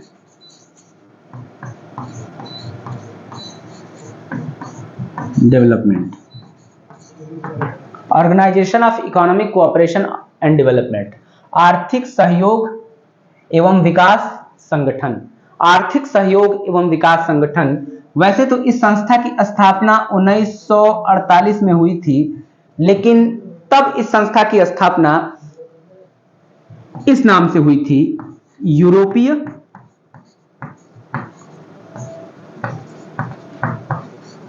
आर्थिक सहयोग संगठन के नाम से हुई थी। लेकिन जैसा कि मैंने बताया, बाद में इस संस्था का नाम यूरोपीय आर्थिक सहयोग संगठन से बदलकर इकोनॉमिक कोऑपरेशन एंड डेवलपमेंट, आर्थिक सहयोग एवं विकास संगठन कर दिया गया। और ये नाम कब किया गया? ये नाम परिवर्तन करके किया गया 1961 में। फिर से समझिए, कोई कंफ्यूजन ना रहे। 1948 में जो संस्था बनी उसका नाम OECD नहीं था, उसका नाम यूरोपीय आर्थिक सहयोग संगठन था। 1948 में बनी। बाद में इसी संस्था को 1961 में इसका नाम बदलकर Organization of Economic Cooperation and Development, आर्थिक सहयोग एवं विकास संगठन कब किया गया? 1961 में OECD इसका नाम किया गया। ये OECD है। चलिए बात करते हैं इसके बारे में। सदस्य कितने हैं आज इसके? सदस्य कुल 38 हैं। आमतौर पर विकसित देश इसके सदस्य हैं, हम ऐसा कह सकते हैं, क्योंकि इतने बड़े विकसित देश तो नहीं है, लेकिन विकसित देश इसे लीड कर रहे हैं। 38 इसके सदस्य देश हैं। और नया जो इसका जुड़ा सदस्य है उसका क्या नाम होगा? कोस्टा रिका इसका नवीनतम जुड़ा हुआ सदस्य है। तो ये हो गया आपकी जिस संस्था के बारे में, उसे हम क्या कहते हैं? कोस्टा रिका कहते हैं। अब अगली किसी संस्था के बारे में पढ़ते हैं। चलिए, अगली जिस संस्था के बारे में हमें पढ़ना है उसका नाम है ओपेक। क्या पढ़ना है हमें? ओपेक। बहुत ही इंपॉर्टेंट संस्था है दोस्तों OPEC. Organization of Petroleum exporting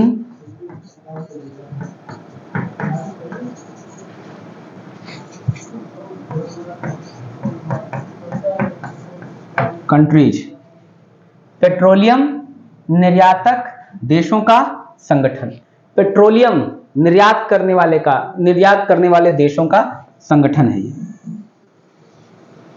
इसकी स्थापना की गई थी दोस्तों 1960 में। कहां पर? बगदाद में। बगदाद कहां है? बगदाद है इराक में। 1960 में इराक के बगदाद में जिस संस्था की स्थापना की गई उसका नाम है Organization of Petroleum Exporting Countries. क्यों किया गया? कि अंतर्राष्ट्रीय स्तर पर जो भी देश हैं जो तेल यानी पेट्रोलियम कच्चे तेल का निर्यात करते हैं, उन देशों ने आपस में मिलकर ये तय किया कि अब अगर हम मिलकर भागीदारी में तेल का निर्यात करें तो हम अपना विकास ठीक प्रकार से कर सकते हैं। कोई हम पर इस बात का दबाव नहीं डाल सकता कि तेल का दाम इतना रखो, तेल का दाम इतना घटाओ, इतना बढ़ाओ, वरना शक्तिशाली राष्ट्र हम पर दबाव डाल सकते हैं। इसीलिए हम आपस में मिलकर ये तय करेंगे कि तेल का दाम कितना रखना है, कितना कम करना है, घटाना है।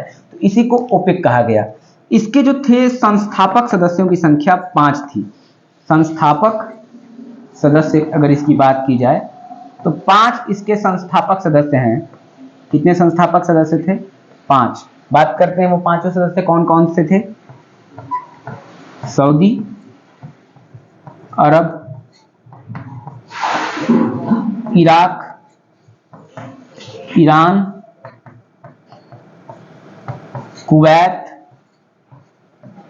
और आखिरी देश है वेनेजुएला। हम बाकी देख रहे हैं कि सऊदी अरब, इराक, ईरान, कुवैत ये सब एशियन कंट्रीज हैं, आमतौर पर मिडिल ईस्ट की कंट्रीज है। बाकी एक वेनेजुएला केवल एकमात्र ऐसी देश है जो दक्षिण अमेरिका में है। कहां पर है? दक्षिण अमेरिका है। तो इन 5 देशों ने मिलकर इस संस्था को बनाया। और वर्तमान में अगर पूछा जाए इस संस्था में कितने सदस्य हैं, तो वर्तमान में आप कहेंगे कि 13 सदस्य इस संस्था से जुड़ते हैं। कितने सदस्य जुड़ते हैं? 13 सदस्य। और अगर पूछा जाए कि इसका मुख्यालय कहाँ है, तो दोस्तों इसका मुख्यालय जिस देश में है, कहां पर है इसका मुख्यालय? वियना में है, जो इसका सदस्य नहीं है। इसका मुख्यालय आमतौर पर कहां किया गया है? वियना में है। तो ये हो गया Organization of Petroleum Exporting Countries. आज दोस्तों विश्व में एक नया ट्रेंड देखा जा रहा है। ओपेक के जगह पर ओपेक प्लस की बात की जा रही है। अब ये ओपेक प्लस क्या है? जैसे रूस इस संस्था का सदस्य नहीं है, लेकिन रूस को भी ओपेक प्लस में शामिल किया जा रहा है। इसका उद्देश्य क्या है कि और भी देश हैं जो पेट्रोलियम को बेचते हैं, और भी देश हैं जो पेट्रोलियम को बेचते हैं, लेकिन इसका सदस्य नहीं है, इसके सदस्य नहीं है, लेकिन उन्हें जोड़कर एक संगठन बनाया जाए, इसी उद्देश्य को लेकर ओपेक प्लस का निर्माण किया गया है। चलिए अब जिस अगली संस्था को हमें बात करनी है, जिस अगली संस्था को देखना है, अब हमें देखना है यूरोपियन यूनियन, ईयू जिसे हम कहते हैं, European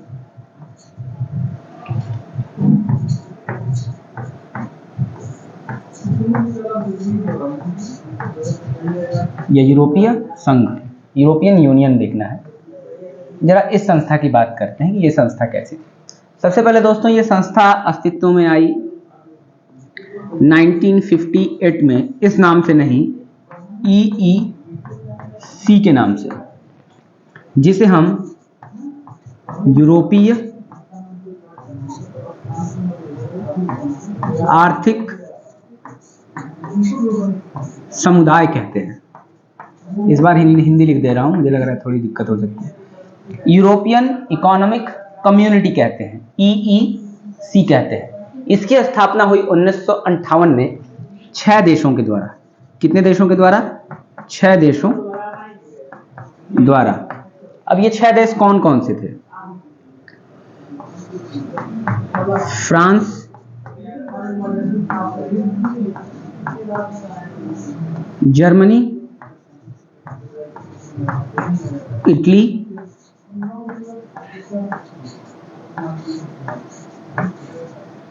Belgium,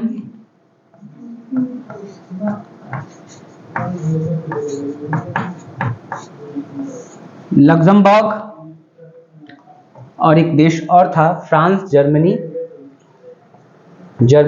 Italy, Belgium, Luxembourg और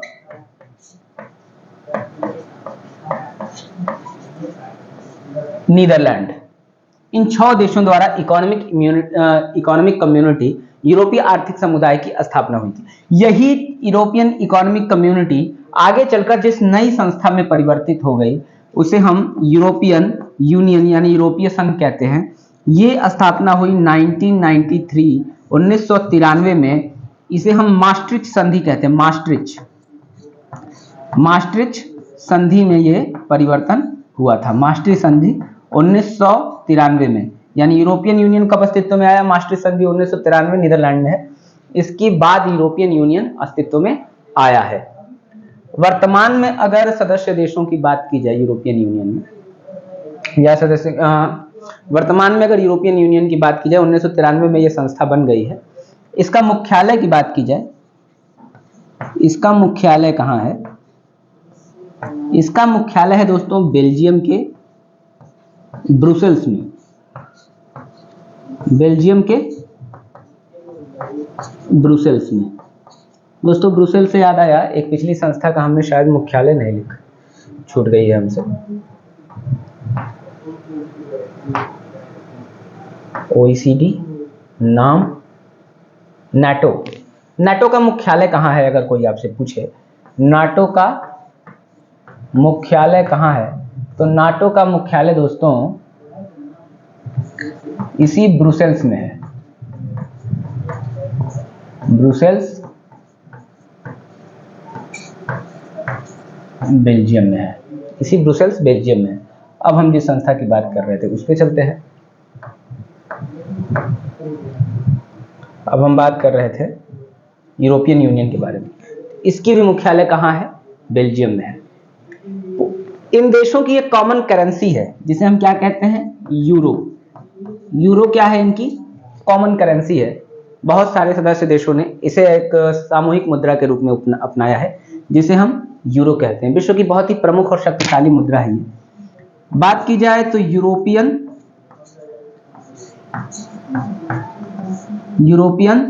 सेंट्रल बैंक, ये कहां पर है? यूरोपियन सेंट्रल बैंक ये है फ्रैंकफर्ट जर्मनी में। यूरोपियन सेंट्रल बैंक, इसका मुख्यालय कहां है? फ्रैंकफर्ट जर्मनी में। यूरोपियन यूनियन का मुख्यालय कहां है? ब्रुसेल्स में। मुद्रा क्या है? यूरो। यूरोपियन यूनियन की संसद कहां है? इसकी संसद भी है दोस्तों। यूरोपियन यूनियन की संसद कहां है? यह है स्ट्रासबर्ग, फ्रांस में। ये भी याद रखिए दोस्तों। हाल ही में एक घटना घटी थी यूरोपियन यूनियन में। एक देश है क्रोएशिया, फुटबॉल के लिए बड़ा ही शानदार देश है। मेरे फेवरेट फुटबॉलर ल्यूका मॉड्रिक उसी देश से आते हैं। अभी हालिया में फुटबॉल वर्ल्ड कप में 2022 का इन्होंने सेमीफाइनल खेला था। इसके अलावा 2018 के वर्ल्ड कप के फाइनल में फ्रांस से हारे थे। तो देश है क्रोएशिया। चलिए कुछ ज्यादा हो गया। क्रोएशिया यूरोपियन यूनियन की मुद्रा यूरो को अभी अपनाया है जिस देश ने, क्रोएशिया था। तो चलिए, ये संस्था हो गई यूरोपियन यूनियन। अब हम जिस अगली संस्था की बात करने जा रहे हैं उसका नाम है अरब लीग। चलिए, बहुत थोड़ी सी छोटी संस्था है अरब लीग, इसकी बात कर लेते हैं। कौन सी संस्था है? अरब लीग। कौन सी संस्था है? अरब लीग। इसकी स्थापना कब हुई थी? 1945 में। मुख्यालय कहां है?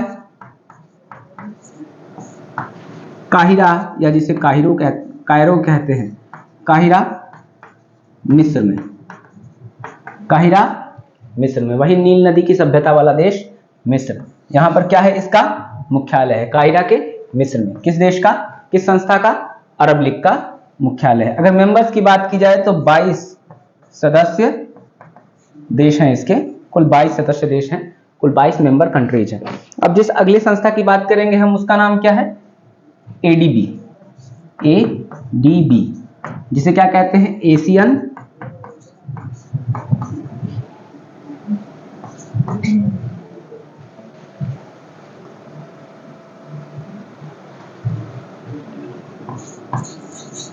डेवलपमेंट बैंक कहते हैं। क्या कहते हैं? एशियन डेवलपमेंट बैंक कहते हैं, Asian development bank.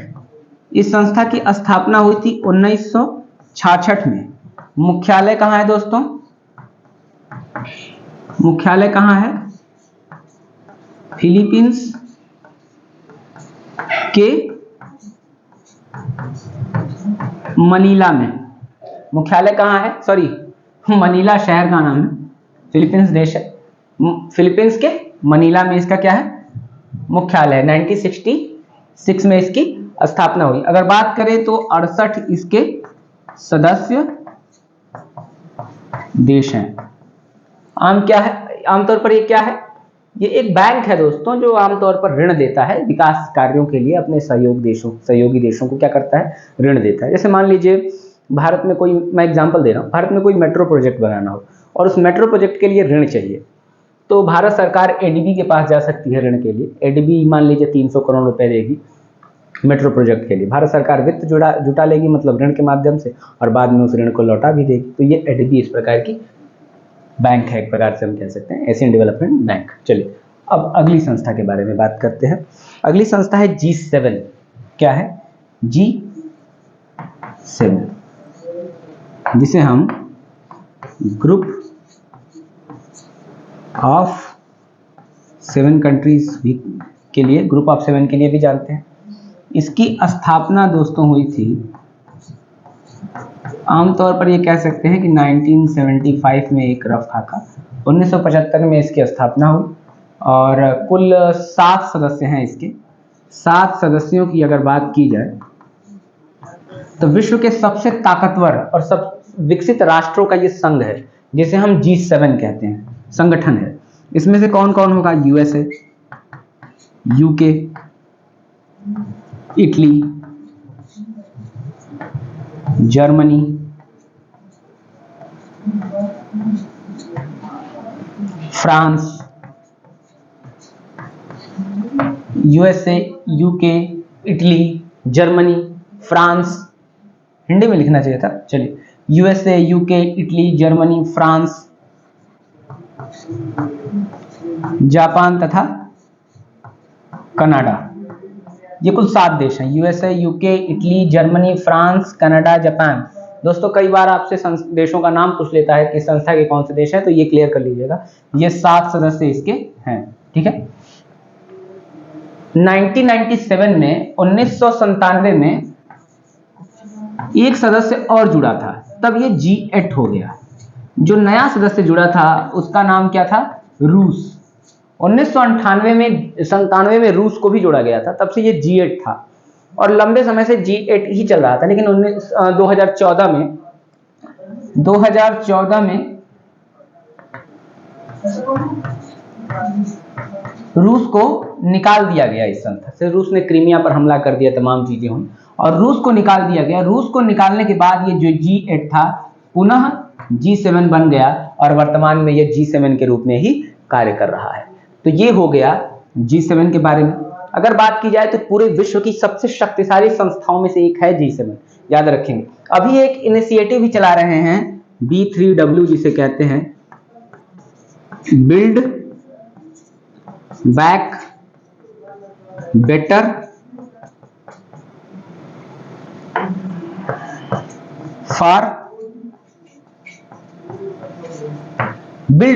For world. अगर शार्ट में कहा जाए तो पूरे विश्व में हम देखेंगे कि चीन बहुत ही तेजी से बढ़ता जा रहा है। चीन पूरे दुनिया में ऋण जाल फैला रहा है, डेब्ट ट्रैप कहते हैं जिसे, डेट ट्रैप फैला रहा है, कमजोर देशों को ऋण देता है। इतना ज़्यादा ऋण देता है कि कुछ समय के बाद वो ऋण चुकाने की हैसियत में नहीं रह जाते और फिर उन क्षेत्रों पर राजनीतिक और आर्थिक दबाव बनाता है। ये चीन की रणनीति है। तो एक तरीके से कहें कि चीन के इस ऋण संकट या फिर इसे हम चेकबुक डिप्लोमेसी भी कह सकते हैं, इससे निपटने के लिए जो संस्था सामने आ रही है, आमतौर पर ये देश, चूंकि यूएसए अपने आप को विश्व की महाशक्ति मानता है, इसलिए चीन की इस गतिविधि को काउंटर करने के लिए तथा अपनी योजना को आगे बढ़ाने के लिए उन्होंने बिल्ड बैक बेटर फॉरवर्ड नाम की योजना लाई है, ताकि चीन की जो इस समय सबसे ज़्यादा हाईलाइटेड योजना है दुनिया में, जिसे हम क्या कहते हैं, सीपेक कहते हैं, बेल्ट एंड रोड इनिशिएटिव भी कहा जाता है इसे, चीन पाकिस्तान इकोनॉमिक कॉरिडोर या फिर BRI belt and road initiative कहा जाता है। कैसे काउंटर किया जाए इसे, क्योंकि पूरी दुनिया में आज तेजी से BRI फैल रहा है, BRI से जुड़े लोग फैल रहे हैं, तो इसको काउंटर करने का एक उपाय है। तो ये G7 है, G7 कंट्रीज है। चलिए, G7 के बाद में हमें जिस संस्था को अब पढ़ना है उस संस्था का नाम होगा ब्रिक्स को पढ़ लेते हैं। ब्रिक्स। अब ये ब्रिक्स क्या है? इसका नाम है आमतौर पर B फॉर ब्राजील, नेम के हिसाब से है, रूस, इंडिया या भारत, चीन और यस से साउथ अफ्रीका यानी दक्षिण अफ्रीका।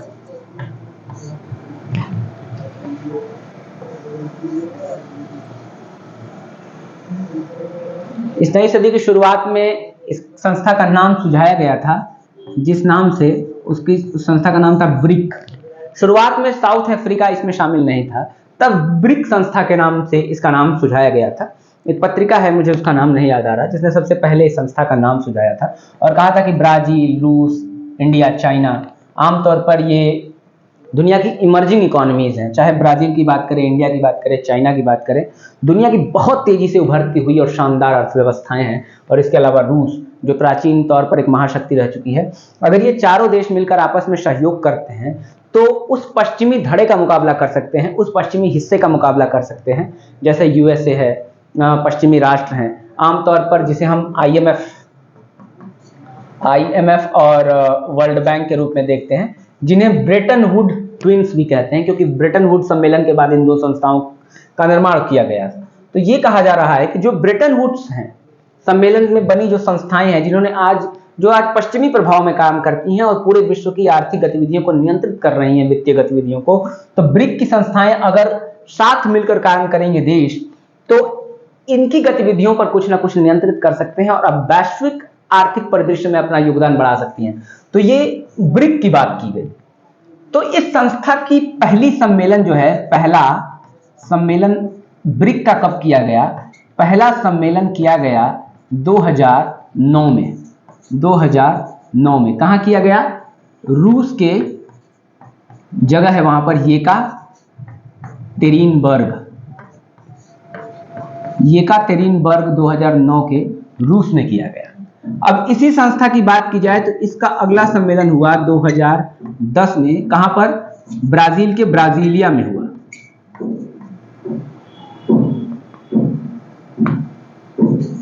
ब्राजीलिया शहर, आमतौर पर ब्राजीलिया में जो सम्मेलन हुआ, इसी सम्मेलन में दोस्तों, इसी सम्मेलन में यह निर्णय लिया गया कि दक्षिण अफ्रीका को सदस्य के रूप में स्वीकार किया जाएगा। निर्णय किस सम्मेलन में लिया गया? 2010 के दूसरे सम्मेलन में यह निर्णय लिया गया कि दक्षिण अफ्रीका को, यानी इस एस को सदस्य के रूप में स्वीकार किया जाएगा और 5 सदस्य हो जाएंगे। और उसके बाद 2011 का जो सम्मेलन हुआ, कहां पर, किस जगह में? चीन में। इस सम्मेलन में दक्षिण अफ्रीका को 5वें सदस्य के रूप में शामिल कर लिया गया। तो दोस्तों, मुझे लग रहा है ये सारी चीजें क्लियर हो गई। पहला सम्मेलन 2009 में ब्रिक का रूस के येकातेरिनबर्ग में हुआ। 2010 में ब्राजीलिया में दूसरा सम्मेलन, यहां पर दक्षिण अफ्रीका को सम्मिलित करने की सहमति बनी और दक्षिण अफ्रीका को 2011 में चीन में हुए सम्मेलन में, तीसरे सम्मेलन में शामिल कर लिया गया और कुल 5 सदस्य बन गए। ब्राजील जो दक्षिण अमेरिका से है, रूस जो यूरेशिया से आमतौर पर आ रहा है, यूरोप और एशिया दोनों में मिलाकर, इंडिया जो एशिया से आ रहा है, चीन जो एशिया से आ रहा है, और साउथ अफ्रीका जो एक बड़ा महाद्वीप छूट गया था वो कहां से है, अफ्रीका महाद्वीप से आ रहा है। तो इस प्रकार जिस संस्था का निर्माण हुआ उसी को हम ब्रिक्स कहते हैं, ताकि वर्तमान वैश्विक परिदृश्य में किस प्रकार ये देश अपनी हिस्सेदारी बढ़ा सके, भारत भी अपनी हिस्सेदारी बढ़ा सके। तो ये ब्रिक्स है। इसी ब्रिक्स ने एक बैंक की स्थापना की है जिसे हम एनडीबी कहते हैं, यानी न्यू डेवलपमेंट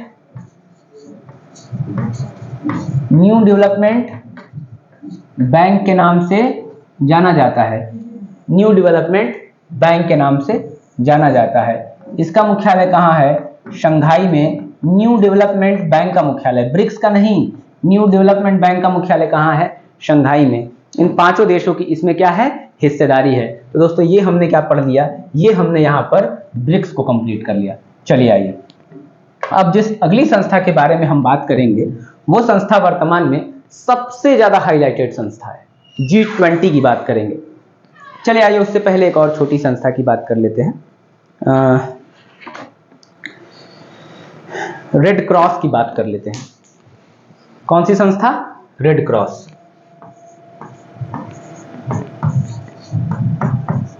रेड क्रॉस एक संस्था है जो क्या करती है, अंतर्राष्ट्रीय स्तर पर कहीं भी आपदा आ रही है, चाहे वो प्राकृतिक आपदा हो, भूकंप, बाढ़, जिससे बड़े पैमाने पर लोग प्रभावित हो रहे हैं, मानवाधिकार प्रभावित हो रहा है, विश्व स्तर पर युद्ध हो रहे हैं, उन युद्धों में मानव प्रभावित हो रहा है। तो इन परिस्थितियों में इससे निपटने के लिए इस संस्था का निर्माण किया गया, रेड क्रॉस का निर्माण किया गया 1863 में। 1863 में किसके द्वारा, एक व्यक्ति हैं हेनरी ड्यूरेंट के द्वारा इस संस्था का निर्माण किया गया। हेनरी ड्यूरेंट द्वारा इस संस्था का निर्माण 1863 में किया गया और प्रत्येक वर्ष 8 मई को इस संस्था के, क्योंकि इनका जन्म दिवस है 8 मई को, इन्हीं के दिवस पर रेड क्रॉस दिवस भी मनाया जाता है। तो ये चीजें याद रखिएगा, रेड क्रॉस दिवस मनाया जाता है। हेनरी ड्यूरेंट के बर्थडे पर किस तारीख को 8 मई को रेड क्रॉस डे मनाया जाता है, ये आपसे पूछ सकता है।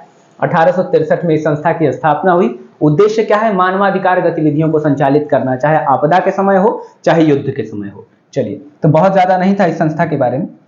जैसा कि अब सबसे इंपॉर्टेंट जिस संस्था के बारे में हम पढ़ने जा रहे हैं उस संस्था का नाम है G20, ग्रुप ऑफ 20, जिसकी अध्यक्षता इस बार भारत करने जा रहा है, इंडिया करने जा रहा है। इस G20 को हम लोग समझने जा रहे हैं। चलिए आइए समझते हैं कि G20 है क्या। विश्व के 20 शीर्ष आर्थिक देशों का समूह, या यूं कहें कि इस समूह में 19 देश हैं प्लस एक संगठन के रूप में यूरोपियन यूनियन है, संगठन है, और कुल मिलाकर कितने हो गए, 20 सदस्य बन गए।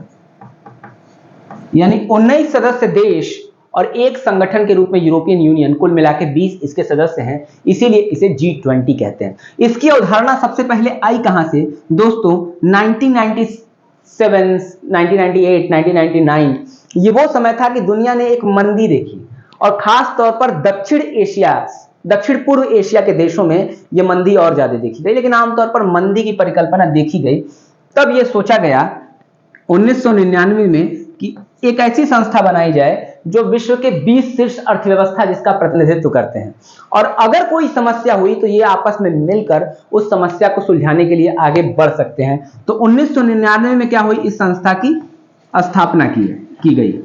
इस संस्था की स्थापना करने में सबसे प्रमुख योगदान किसका है, तो G7 कंट्रीज का, जिन्हें आपने अभी पढ़ा है, जिसमें अमेरिका है, रूस है, ब्रिटेन है, रूस नहीं है, अमेरिका है, ब्रिटेन है, फ्रांस है, इटली है, जर्मनी है, जापान है, कनाडा है। वो G7 कंट्रीज ने 1999 में, क्योंकि उस समय G8 था, यानी उस समय रूस भी था, इन लोगों ने ग्रुप ऑफ 20 G20 की स्थापना करी।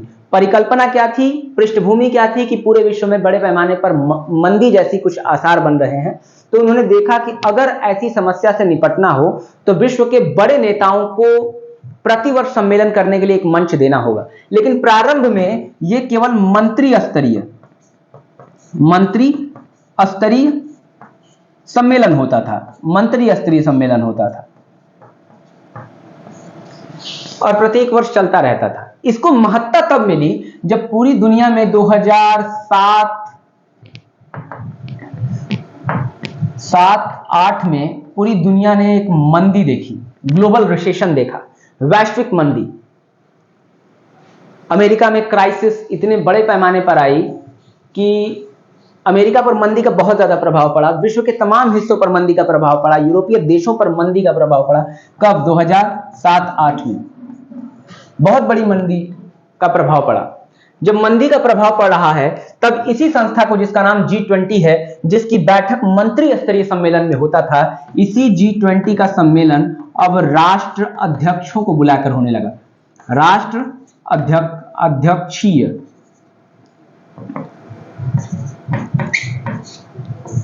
सम्मेलन, या कह सकते हैं कि शीर्ष सम्मेलन, शीर्ष नेताओं का सम्मेलन कर दिया गया। जैसे भारत के संबंध में प्रधानमंत्री, अमेरिका के संबंध में राष्ट्रपति, ये शीर्ष लोगों का सम्मेलन कर दिया गया। इसी को क्या कहते हैं? G20, यानी विश्व के शीर्ष 20 अर्थव्यवस्थाओं का सम्मेलन। चलिए, ये तो हो गई पृष्ठभूमि। थोड़ा सा और पृष्ठभूमि करते हैं। आज पूरी दुनिया की अर्थव्यवस्था की जीडीपी का अगर बात करें तो 80%, अब चूंकि ये प्री में तो नहीं पूछेगा आपसे, लेकिन फिर भी देख लीजिए, पूरी दुनिया की जीडीपी का 80% इन 20 देशों में है। आज पूरी दुनिया के व्यापार का, अगर ट्रेड की बात की जाए तो पूरे दुनिया के व्यापार का लगभग 75% ये G20 के देश चलाते हैं। पूरे दुनिया के कुल आबादी का अगर बात करें, कुल आबादी का बात करें तो 2/3 आबादी इन्हीं देशों से आती है, यानी 66%। सोचिए, भारत और चीन जैसे देश इसके सदस्य हैं, जो अकेले मिलकर दुनिया की 1/3 आबादी है। इसके अलावा 60% भूमि, लैंड एरिया इस संस्था की आती है। यानी ये संस्था के शीर्ष 20 देश दुनिया में बहुत ही शक्तिशाली, चाहे वो भौगोलिक दृष्टि से हो, आबादी में, चाहे व्यापार आर्थिक दृष्टि से हो, यानी सबसे महत्वपूर्ण और शक्तिशाली संस्थाओं में से आज एक ये संस्था है। चलिए थोड़ी सी और बात करते हैं। G20 महत्वपूर्ण क्यों है कि इस बार का वर्तमान में G20 का सम्मेलन जो हो रहा है ये भारत में हो रहा है। कहाँ हो रहा है? भारत में अध्यक्षता भारत इसकी कर रही है।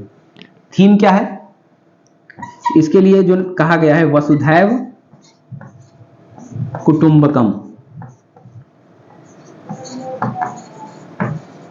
इसका मतलब है पूरा विश्व एक परिवार की भांति है, वेद वाक्य है। वसुधैव कुटुंबकम को इसकी के रूप में रखा गया है। One earth, one family, one करके है, ऐसी कुछ थीम है। तो वर्तमान में G20 कहाँ हो रहा है? भारत में। ये G20 का 18वां सम्मेलन है दोस्तों। ये फैक्ट के रूप में पूछ सकता है। कौन से नंबर का सम्मेलन है भारत में जो हो रहा है? 18वां सम्मेलन है। 17वां कहाँ हुआ था? 17वां इंडोनेशिया में हुआ था। इंडोनेशिया में हुआ था।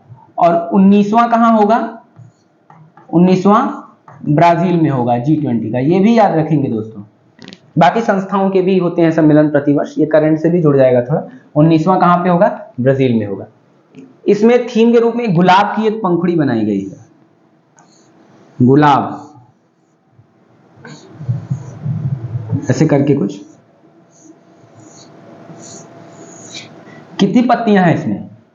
1 2 3 4 5 6 और 7, कुल 7 पत्तियां इसका प्रतिनिधित्व करती हैं। ये 7 पत्तियां 7 महाद्वीपों का प्रतिनिधित्व करती हैं। इसके अलावा संगीत के 7 सुरों का प्रतिनिधित्व करती हैं, जो भारत ने थीम के रूप में दी है।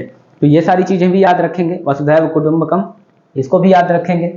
द वर्ल्ड इज वन या द वर्ल्ड इज फैमिली, ठीक है। बाकी एक इसमें और आती है, ट्रोइका नाम की एक अवधारणा आती है। ट्रोइका का मतलब होता है एक ऐसी गाड़ी जिसे 3 घोड़े खींच रहे हैं। आमतौर पर 3 ऐसे देश, जहां पिछली वर्ष सम्मेलन किया गया था, जहां इस वर्ष सम्मेलन किया जाएगा और जहां अगली वर्ष सम्मेलन किया जाना है, इन तीनों को मिलाकर ट्रोइका को बनाया जाता है। यानी 17वां इंडोनेशिया, 18वां भारत में हो रहा है और 19वां कहाँ का, ब्राजील। ये तीनों मिलकर क्या निर्माण करेंगे, ट्रोइका का निर्माण करेंगे। तो दोस्तों इस तरह आपका G20 सम्मेलन भी। तो दोस्तों यहाँ पर जो भी महत्वपूर्ण सम्मेलन हो, जो भी महत्वपूर्ण विश्व की संस्थाएं थी, उन सभी संस्थाओं को हमने भली भांति यहाँ से कर लिया है। दोस्तों देखिए, हमने उन तमाम संस्थाओं पे बात की जहां से प्रश्न पूछे जा सकते थे और जहां से प्रश्न पूछे जा रहे हैं। ये टॉपिक आपका समाप्त हो गया, ये टॉपिक आपका समाप्त हो गया। धन्यवाद।